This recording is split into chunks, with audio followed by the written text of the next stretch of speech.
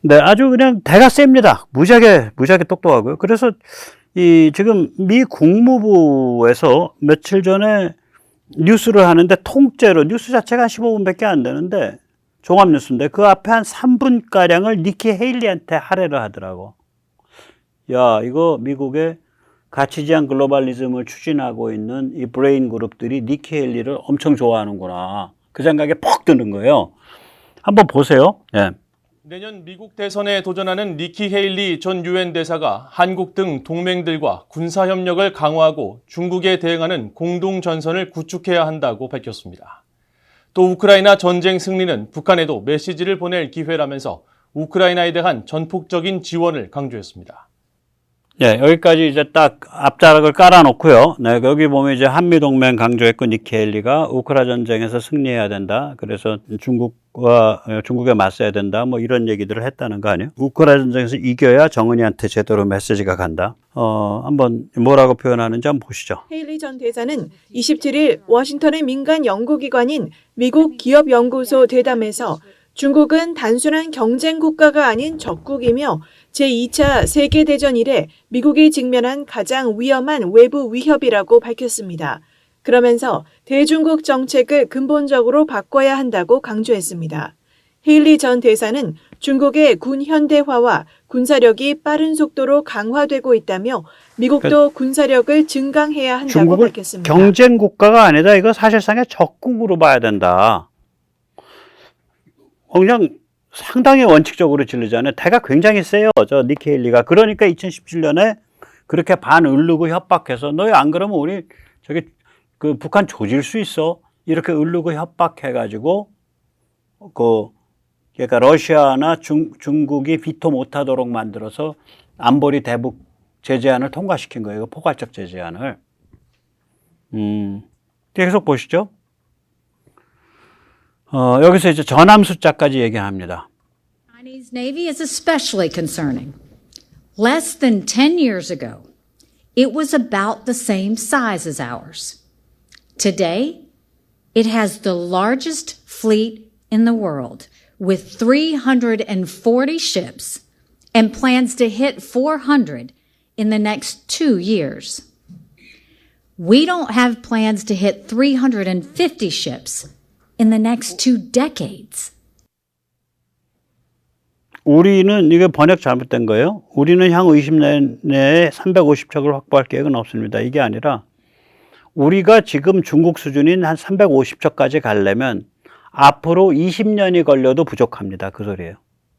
그냥 번역을 좀 잘못한 거예요. 자, 그 다음에 계속 한번 보세요. 니키 헤일리 참 재밌습니다. 네. 지금 좀비 마약 펜타닐이 지금 유입되고 있잖아요. 중국으로부터. 중국이 너희 그거 미국에 수출하지 마. 그러니까 중국이 안 할게 해놓고서 좀비 마약 펜타닐의 원료를 멕시코로 빼요. 멕시코 그래서 마약 카르텔들이 거기서 제조를 해서 미국으로 집어넣고 있죠.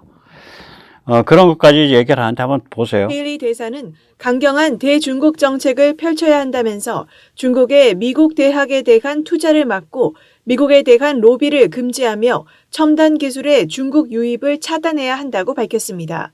특히 대통령으로 당선되면 마약류 진통제인 펜타닐 미국 유입이 근절될 때까지 중국과 무역을 중단할 것이라고 밝혔습니다.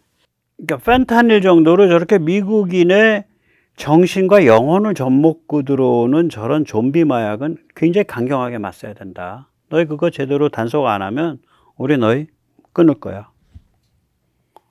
그 정도로 원칙과 기계가 있어요. 그래서 이런 사람이 지금 이 뒤에 돈줄이 붙었거든요.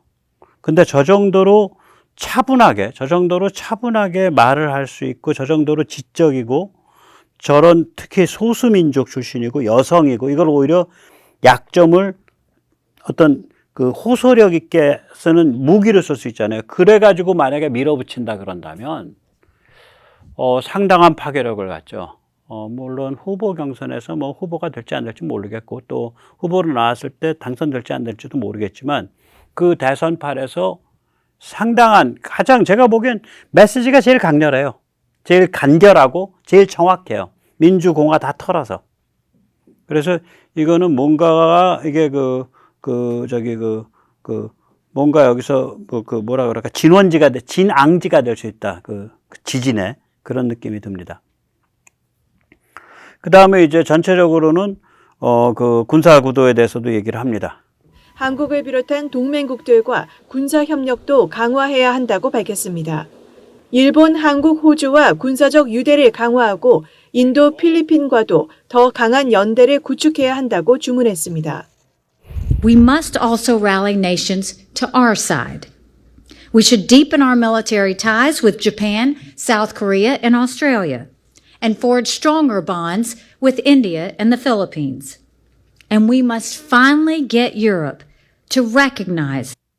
예, 지금 얘기 나오고 있잖아요.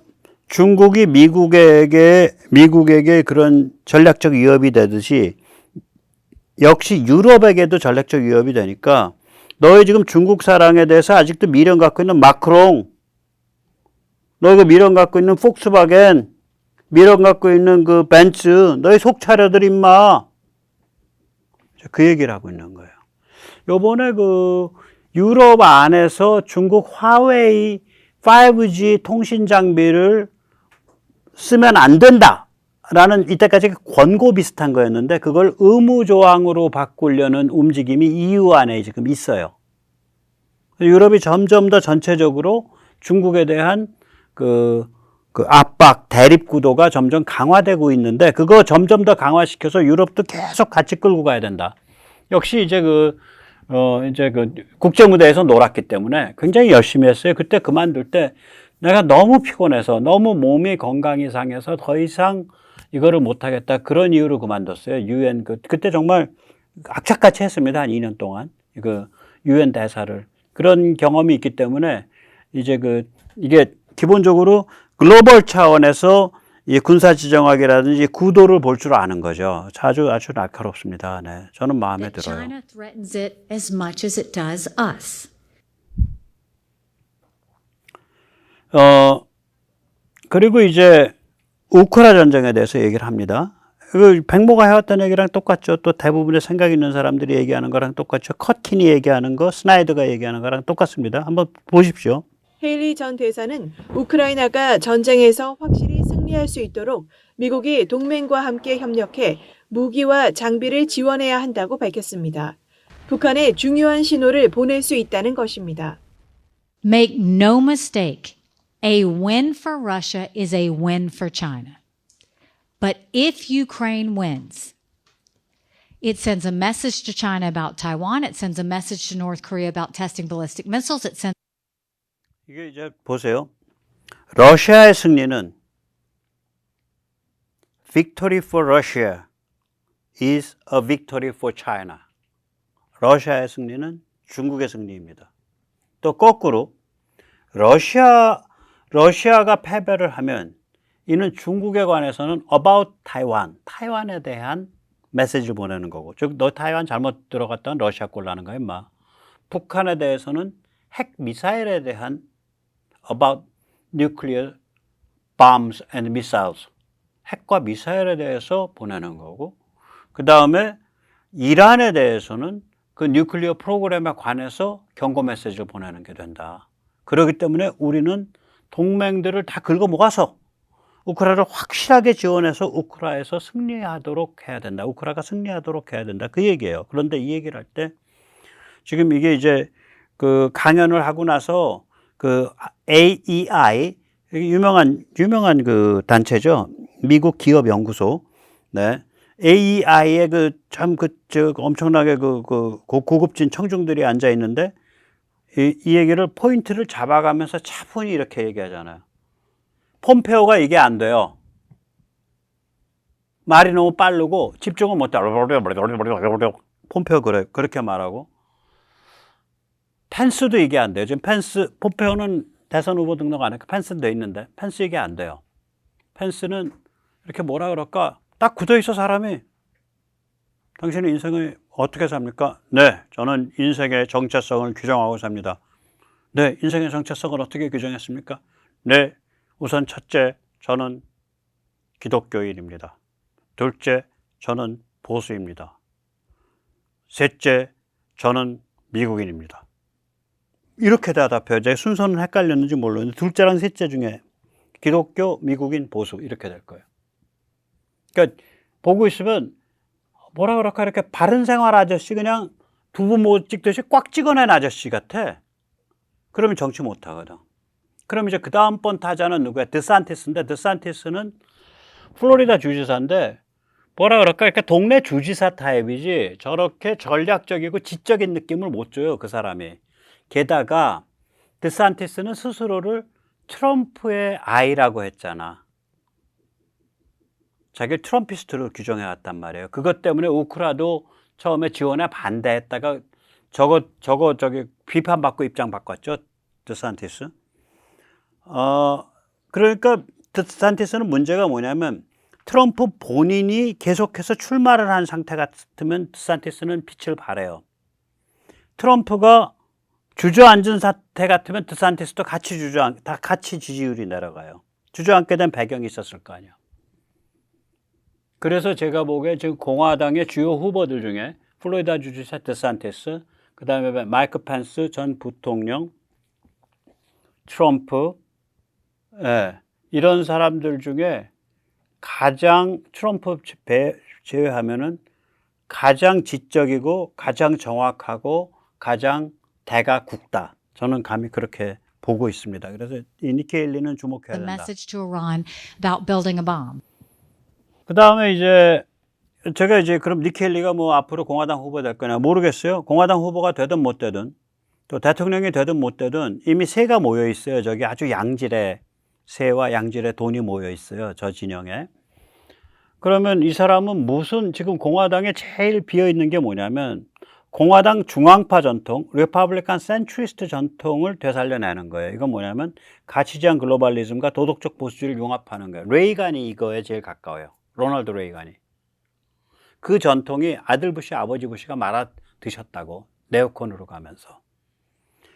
공화당이 그 길로 가면 민주당이 엄청 자극받아요.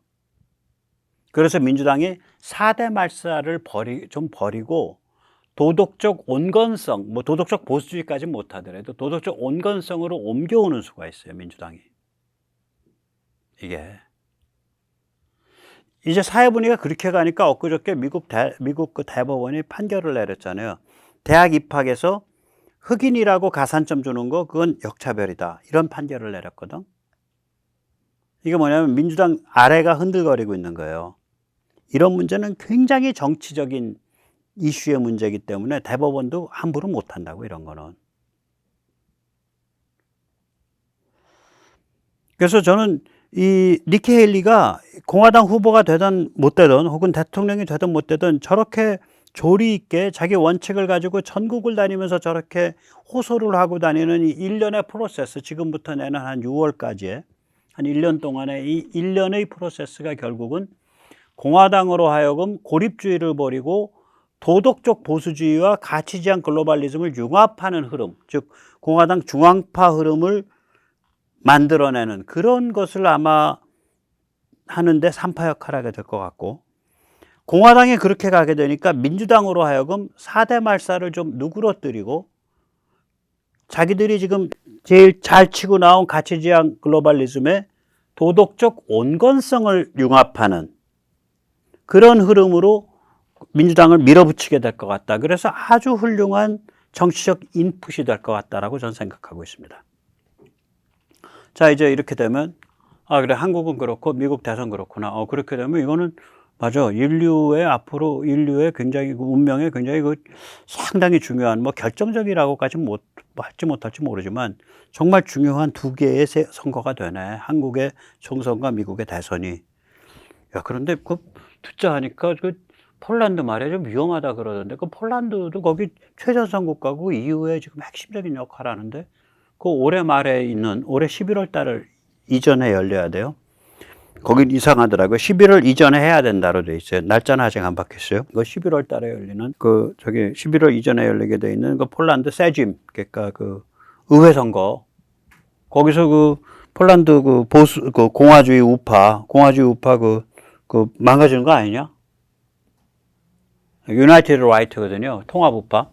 거기 이제 법과 정의당이 이끄는 연대 세력이에요.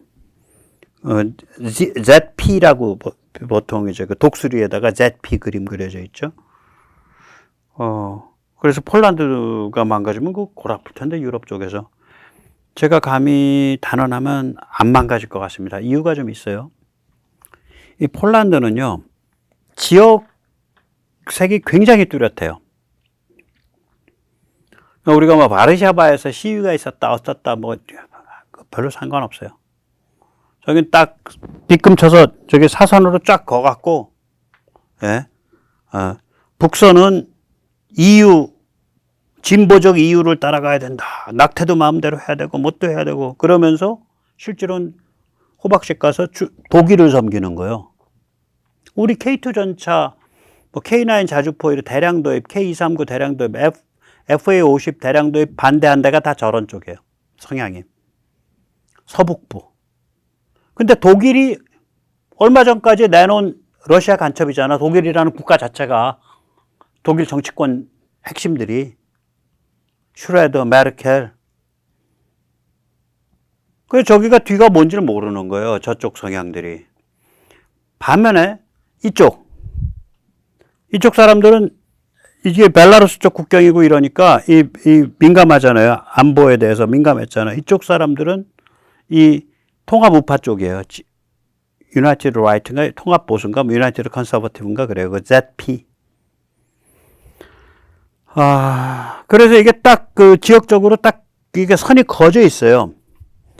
그런데다가 벨라루스에 지금 러시아 전술핵이 와 있죠. 그리고 벨라루스에 와그너 그룹이 이주를 한다 그러잖아. 진짜 이주했는지 안 했는지 몰라도 아무튼 이주했다라고 벨라루스 대통령이 떠들고 있잖아. 그러면 표 10에서 5%포인트 확 옮긴 거예요. 오른쪽으로. 저는 말이죠. 사실은 부정선거가 있었을 수 있어요. 우리 2022년 대선에. 그래서 이재명이 먹게끔 딱 디자인돼 있을 수 있다라고 저는 소설을 쓰고 싶어. 제 소설이에요, 소설. 가설적인. 그런데 우크라이나 전쟁이 터져버렸어. 그래갖고 3에서 5%포인트가 기획했던 곳 달리 이쪽으로 밑에 표바닥에 옮겨버린 거야. 표는 기획했던 것만큼만 그린 거지. 그래서 윤석열이 당선됐다. 저는 그런 의심을 좀 하고 있어요. 상상으로. 즉 다시 말하자면 지금 벨라루스에 러시아 탄도미사일이 들어가고 벨라루스에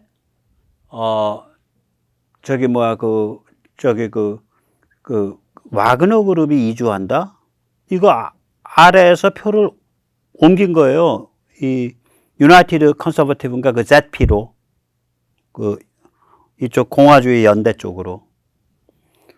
원래도 이쪽에 강했고 그래서 뭐 저는 그렇게 걱정 안 해요. 폴란드 선거에 대해서.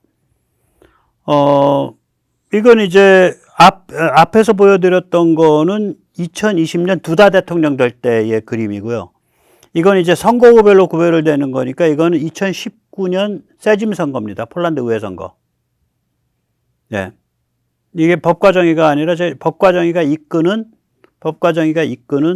그 통합 우파죠. 네. 여기서 보시다시피 동남부는 도덕적 보수주의 공화주의 성향이고, 즉 법과정의 성향이고, 서북부는 EU의 진보적 이유를 따라갑니다. 우리는 낙태도 마음대로 해야 되고요. 네, 뭐 동성애도 마음대로 해야 되고요. 네, 동성혼도 제도적으로 그 부부로 인정받아야 되고요. 네, 이러는 성향의 사람들이에요. 근데 겉으로는 건 깃발이고, 그러면 EU는 누가 자꾸 흔들고 있어? 프랑스랑 독일이네. 특히 독일을 섬기는 거예요. 근데 독일은 뒷덜미를 러시아에 붙잡혀 있었잖아. 그러니까 간접적으로 러시아를 섬기는 게 돼버려요. 아이러니죠. 겉에 표방은 EU, 자유, 절대 자유, 절대 방종을 깃발을 흔드는데 실제로는 그런 어두컴컴한 커넥션이 날아가죠. 자, 이렇습니다. 네, 그래서 폴란드는 크게 걱정 안 해요. 원래 걱정을 안 했는데 요번에 이제 우크라 전쟁이 앞으로 생각을 해보세요. 우크라 전쟁이 이제 결판 나는데 뭐 전쟁이 끝날 건지 안 끝날 건지 모르지만 저거 10월, 9월까지 결판 나요. 그 어떤 임계치를 넘어간다고요. 그러면서 이제 벨라루스는 그 물결이 자기들한테도 올까봐 벨라루스 사람들이 이제 루카셴코 끌어내리고 이제 저거 하려 그러겠지. 색깔혁명. 그 몇 개월 올까봐 전쟁 가면서 이제 그 와그너 끌어안고 전술에 끌어안고 난리를 부릴 거라고. 그러면서 긴장이 올라가요. 러시아는 이제 전쟁에 져갖고 이제 안에서 사단이 벌어지고 뭐 이제 그 푸틴이 날아가냐 안 날아가냐 이제 뭐 그런 일이 펼쳐지고 그러면 폴란드 사람들은 당연히 지금의 그 도덕적 보수주의와 공화주의를 표방하고 있는 법과정의당이 이끄는 저 연대, ZP 연대로 쏠리게 돼 있다고요. 그래서 폴란드는 걱정 안 해요. 저는 내년 우리 총선과 내년 미국 대선에서 그림이 잘 나와야 돼요. 네. 그래서 이제 그걸 가지고 마지막으로 정리해서 말씀을 드리면 이제 우리가 국힘이 좀 더 정신 차리고 좀 더 분발하면 특히 국힘 혹시 듣고 있으면 잘 들으세요. 그 국힘 추천하는 행정동, 그러니까 읍면동하고 그다음에 227개인가 기초지자체 17개 광역 전국 국힘 추천 선관위원들이 있다고. 이게 읍면동 숫자가 있어서 이렇게 다 하면 4,000명쯤 돼. 이거 제대로 추천하라고. 이게 명색은 국힘 당원이 아니야. 그러나 그 성향과 가치 지향성은 국힘이라고. 그럼 이런 사람들을 제대로 추천해주면 이게 읍면동만 선관위원이 돼도요, 월급은 그렇게 안 나오지만 엄청난 명예가 붙어요. 그러니까 뭐냐면은 중앙정부 과장급인가 대우를 받아요. 이게 커요. 그렇게 해서 좀 30대 뭐 40대 초반 그러면서 헌신적으로 뛸 수 있는 사람들 그런 거 탁탁탁탁 해주면 당이 당다워지잖아. 김 대표, 입으로만 떠들지 마시고 당을 당답게 꾸리라니까. 밑을 살려내서. 나는 김 대표가 자유총연맹 연설을 어떻게 했는지 모르겠어. 윤석열 대통령은 자유총연맹 연설을 아주 제대로 하셨더만. 그래갖고 민주당 애들이 팔짝팔짝 뛰고 난리가 아니죠. 그게 자유총연맹이 또 그게 읍명동까지 조직이 있어서 그 조직을 살려내면 대개 한 4천에서 10,000명의 굉장히 잘 돌아가는 민초 조직이에요. 근데 그거를 말아 드셨지. 그러니까 DJ 때 날개를 분질러 버렸고 YS DJ 때 노무현 때 날개 분질러진 상태 되니까 그 다음에 이명박은 그 저기 포항 협객 출신 그 박창달을 그 자리에 앉혔죠. 나중에 이재명 지지로 간. 그 다음에 뭐 박근혜 대통령은 뭐 좀 정신머리 없었고, 예. 좀 제대로 좀 진영을 짜보려고 지금 꼼지락꼼지락 하고 있는 게 윤석열 대통령 쪽이죠. 이제 그런 것들이에요. 여기서 큰 판에서. 그러니까 이게 총선에서 이기려면 일단 지금 지자체를 이겨놨기 때문에 그 현장의 시의원 구의원 맨 아래 그 작은 단위의 기초 의원들과 거기에 조금씩 이제 당 조직이 살아났거든. 거기에 옆구리로 이제 그 자유총연맹 같은 이제 원래 보수 성향, 원래 공화주의 성향 블락이 꽉 들어와야 되고요. 그 다음에 또 옆구리로 당원은 아니지만 민주주의 자체를 공정하게 해야 된다. 자유민주주의를, 선거를.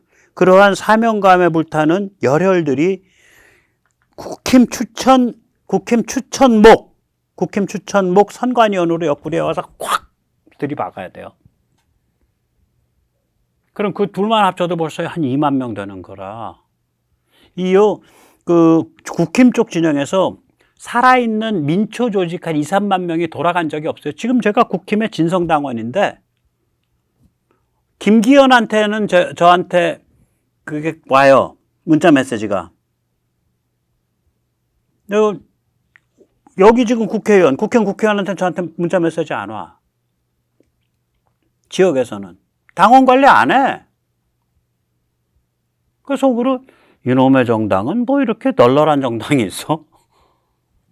국힘은 민초 조직이 살아나서 그게 강력해지고 그게 힘을 잡는 거를 부담스러워해요. 사실은 민주당도 그렇습니다.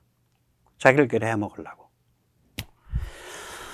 자, 미국은 정치 문화 발전이 이제 선거를 통해서 심화되겠죠. 예, 이제 대선을 통해서. 그래서 트럼프의 고립주의, 1인 정치가 공화 후보가 되기 힘들어요. 그리고 트럼프가 공화 후보가 되면 본선에서 필패합니다. 외연 확장 한계 때문에. 니키 헤일리가 공화당 후보가 될지 안 될지 모르겠지만 담론 주도권을 가져갈 거예요. 그래서 니키 헤일리가 경선 과정에서 뛰고 이런 과정을 통해서 바라건대는 공화민주 모두 가치 제한 글로벌리즘을 한편에선 강화하고 다른 한편에선 공화민주 모두 도덕적 보수주의 혹은 도덕적 온건성 이런 방향으로 나아갈 수 있게 되기를 그렇게 희망합니다. 자, 오늘 여기까지 모시겠습니다. 감사합니다.